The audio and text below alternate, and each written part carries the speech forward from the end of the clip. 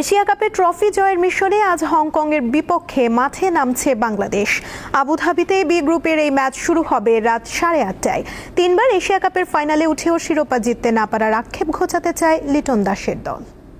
ওয়ালটন এখন দেশের সীমানা পেরিয়ে পৌঁছে গিয়েছে 50টিরও বেশি দেশে। ওয়ালটন, ঘরে ঘরে বিশ্বজুড়ে। 2014 বিশ্বকাপে বাংলাদেশকে 2 উইকেটে হারিয়ে বিশ্ব ক্রিকেটে আলোচনার ঝড় তোলে হংকং। তবে সময় পাল্টেছে, কিন্তু 11 বছর আগে সেই সাফল্য ভোলেনি তারা। পঞ্চমবারের মতো এশিয়া কাপে অংশ নেওয়া দলটি এবারও চায় ক্রিকেটের সংক্ষিপ্ত ফরম্যাটে টাইগারদের বিপক্ষে শক্ত প্রতিরোধ গড়তে।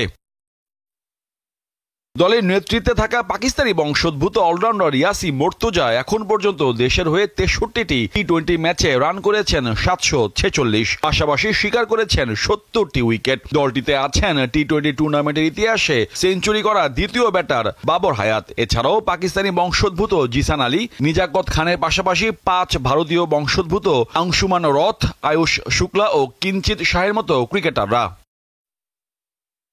পচা শামুকে পা কাটতে চায় না টিম বাংলাদেশ, তাই বেশ সাবধানী লিটন দাসের দল। 2012, 16 এবং 18তে এশিয়া কাপে ফাইনালে উঠেও শিরোপা ছুঁয়ে দেখা হয়নি। এবার অধরা ট্রফিটা নিজেদের করে নিতে চায় টাইগাররা। সবশেষ 3টি টি-20 ফরম্যাটে দ্বিপাক্ষিক সিরিজে পাকিস্তান, শ্রীলঙ্কা ও নেদারল্যান্ডসকে হারিয়েছে বাংলাদেশ। শেষ 10 ম্যাচে 6টিতে জিতেছে লিটন দাসের দল, হেরেছে 4টি। মোহাম্মদ হাসিব, দীপ্ত স্পোর্টস।